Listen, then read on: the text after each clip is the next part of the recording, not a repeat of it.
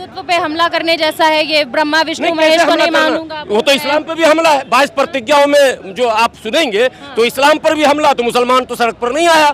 अगर धार्मिक दृष्टिकोण से देखेंगे, देखिए मत है, बौद्ध मत है, सिखिज्म है, क्रिश्चियनिटी है, इस्लाम है, जो कुछ भी यहाँ है सबका अपना अपना मत है और भारत स्वतंत्र है।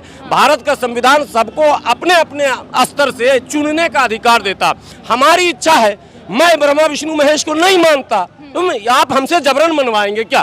केजरीवाल जी भी देख लें, भाजपा वाले भी देख लें आँख खोलकर कि ऐसे इतना आसान काम नहीं है कि आप हम पर थोप देंगे। आप हिंदू राष्ट्र की बात करते हैं, कौन सा हिंदू राष्ट्र? एकलव का अंगूठा कटवाने वाला। 14 अक्टूबर 1956 ये वही ऐतिहासिक तारीख है जिस दिन बाबा साहब ने बौद्ध धर्म की दीक्षा ली थी। नमस्कार, मैं नलिनी, आप देख रहे हैं द जनता लाइव और मेरे पीछे ये जमावड़ा, ये जन सैलाब देखकर आप अंदाजा लगा सकते हैं कि इस वक्त जो है मैं पंचशील के कार्यकर्ताओं के बीच में मौजूद हूँ। ये यूँ कहूँ कि पंचशील के दीवानों के बीच में मौजूद हूँ। जी हाँ, आज दिल्ली विधानसभा यानी कि दिल्ली सिविल लाइंस के बाहर राजेंद्र पाल गौतम जी, जो कि दिल्ली सामाजिक कल्याण मंत्री रहे हैं, आज वो लोगों के साथ कूच कर रहे हैं डॉक्टर बाबा साहेब अम्बेडकर मेमोरियल की तरफ। क्या है पूरा मामला हम आपको बताएंगे, उस रूबरू कराएंगे। 22 प्रतिज्ञाएं, ये वो प्रतिज्ञाएं हैं जो बाबा साहेब ने जब संकल्प लिया था कि वो बौद्ध धर्म अपनाएंगे तब उन्होंने ली थी। और वही 22 प्रतिज्ञाएं जब राजेंद्र पाल गौतम ने लोगों को अंबेडकर भवन में 5 अक्टूबर, जो कि अशोक विजयदशमी के रूप में मनाया जाता है, बौद्ध धर्म की दीक्षा दिलाई, तो उसी के बाद से इस पूरे मामले ने तूल पकड़ लिया। उस 22 प्रतिज्ञाओं को लेकर लगातार जो है राजेंद्र पाल गौतम जी का घेराव किया जा रहा है। कहा जा रहा है कि उन्होंने हिंदूवादी सरकार पर और साथ ही हिंदुओं के रिलीजियस पर जो है प्रहार किया है। हमारे साथ बातचीत करने के लिए जो है मौलाना साहब मौजूद हैं। सर, सबसे पहले आपका नाम जानना चाहेंगे। हाफिज गुलाम सरवर साहब, क्या लगता है ये जो पूरा जन सैलाब आज सड़कों पर उतरा है, किस तरीके की दीवानगी है ये? नहीं, समाज को आज जो है बधाई हम अपनी तरफ से देंगे। हाँ।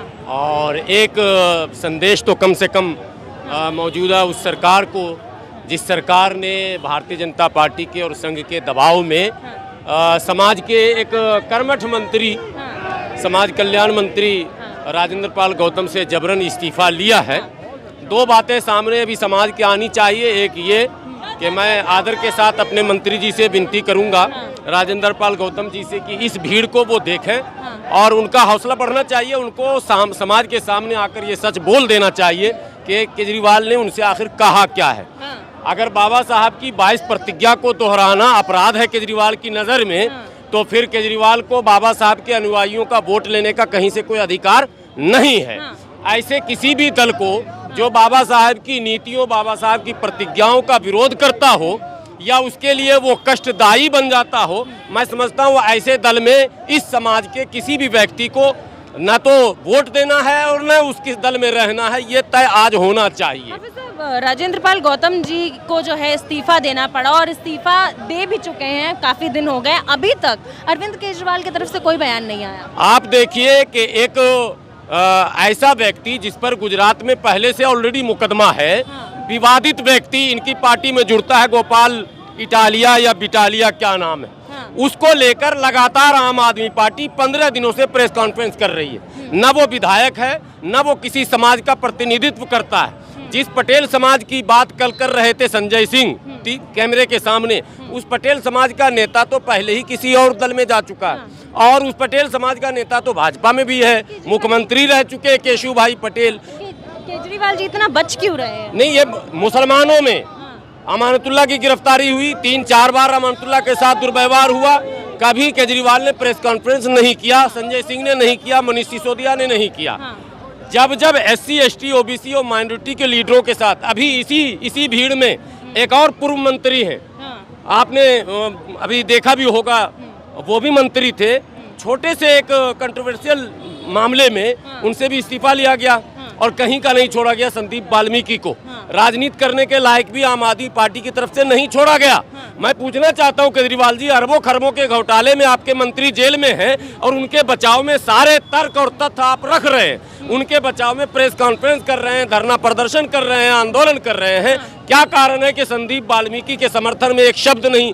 क्या कारण है राजेंद्र पाल गौतम के समर्थन में एक शब्द नहीं? गुजरात चुनाव तो बड़ा मुद्दा नहीं है सर? गुजरात चुनाव की वजह से तो नहीं बच रहे केजरीवाल जी कुछ बोलने से कि कहीं धर्म के नाम पे कुछ बोल देंगे तो वोट कट जाएगा? गुजरात के निवासियों से आपके चैनल के माध्यम से मैं विनती करता हूं, गुजरात के मतदाता भाइयों, आप दिल्ली को करीब से देख लें, समझ लें दिल्ली में क्या व्यवहार इस सरकार का रहा इस समाज के साथ।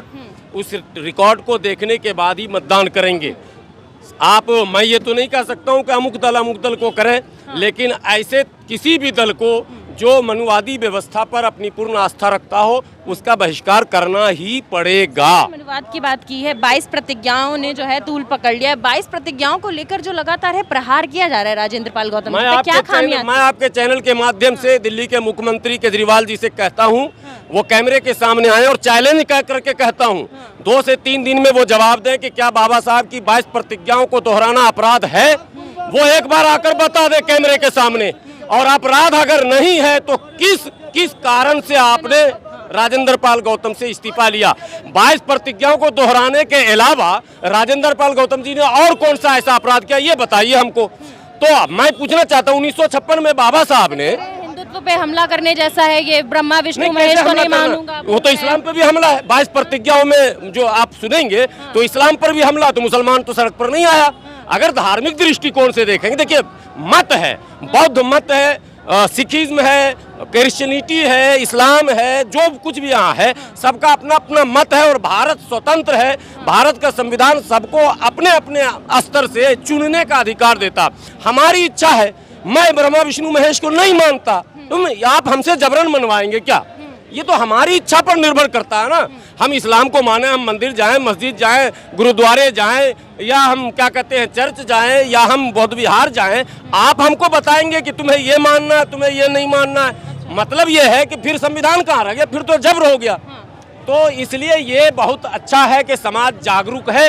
समाज ने ये दिखा दिया कि हम इन मनुवादियों के जाल में अब नहीं फंसने वाले हैं। केजरीवाल जी आँख खोलकर देख लीजिए, अगर आप किन मनुवादियों के साथ? और जो मनुवादी इस समय आप देख रहे हैं कि अभी जो मुद्दा है क्या है, दीक्षा समारोह हुआ, आपने कार्रवाई कर दी। कल को मिलाद होगा तो मुसलमान पे कार्रवाई कर दीजिएगा। कल को अगर क्रिश्चियन जो है प्रार्थना करेगा तो उस पर कार्रवाई कर दीजिएगा। कल को सिख जो है गुरु ग्रंथ साहब का पाठ करेगा तो उस पर कार्रवाई कर दीजिएगा। तो मतलब केवल एक ही रहेगा ना, एक ही रहेगा मनुवाद। इनडायरेक्टली और डायरेक्टली आप कहना तो वही चाह रहे हैं ना कि मनु स्मृति पर आधारित जो माने व्यवस्था है उसी का भारत में चलेगा, और जो इसका विरोध करेगा उसको हाशिए पर लगा दिया जाएगा। तो समाज को बाबा साहब ने 1956 में दे दिया था संदेश, समाज सोया नहीं है। केजरीवाल जी भी देख लें, भाजपा वाले भी देख लें आँख खोलकर कि ऐसे इतना आसान काम नहीं है कि आप हम पर थोप देंगे। आप हिंदू राष्ट्र की बात करते हैं, कौन सा हिंदू राष्ट्र? एकलव्य का अंगूठा कटवाने वाला, शंभू का गर्दन काटने वाला, कौन से हिंदू राष्ट्र की बात आप करते हैं? भारत में संविधान का राज चलेगा और संविधान ने सबको ये अधिकार दे रखा है, वो अपनी आस्था जहां चाहे प्रकट करे, वो नास्तिक बन जाए, आप उसे बाध्य नहीं कर सकते। बाध्य नहीं कर सकते सर। बीजेपी पे लगातार जो है आरोप लगता है कि हिंदुत्व की पार्टी है, लेकिन इस बार आम आदमी पार्टी भी चुप्पी साधे हुए है पूरे मामले में। कोई बात नहीं है, देखिए लोकतंत्र में वोट आखिरी फैसला होगा, जनता करेगी फैसला, घबराने की कोई जरूरत नहीं। आज जनता ने ये दिखा दिया ना, मंत्री जी के साथ जो अन्याय हुआ उसके खिलाफ जनता बगैर बुलाए आई ना भाई, किसी को बुलाया नहीं गया। आपको पता है एक व्हाट्सएप से मैसेज जाता है और हजारों लोग अगर दिल्ली के यहाँ आते हैं तो ये तो राजनेताओं को समझ लेना चाहिए। एक छोटी सी बात से मैं समाप्ति करूंगी। आप खुद मुस्लिम समाज से आते हैं और आज ये जो पूरा प्रोग्राम है आप देख सकते हैं कि यहाँ ऐसा ज्यादातर लोगों का मानना है कि बौद्ध धर्म में SC/ST वाले ही शामिल होते हैं। आप लोगों का, मुसलमानों को किस प्रकार समर्थन मिलेगा? नहीं, कैमरा इधर दिखा दीजिए, इनको भी दिखाइए आप, और सैकड़ों लोग आपको मिलेंगे। हम लोग लगातार कई वर्षों से लड़ाई लड़ रहे हैं संवैधानिक व्यवस्था को, लोकतांत्रिक व्यवस्था को भारत में मजबूत करने के लिए हमको शोषित समाज, वंचित समाज के साथ खड़ा होना होगा। ये हमारा धार्मिक कर्तव्य है, नैतिक कर्तव्य है, सामाजिक कर्तव्य है और संवैधानिक कर्तव्य है कि हम उस समाज के साथ खड़े हों जिसके साथ अन्याय हो रहा। अन्याय जिसके साथ हो रहा दुनिया देख रही किसके साथ हो रहा है। ठीक है, बहुत शुक्रिया सर।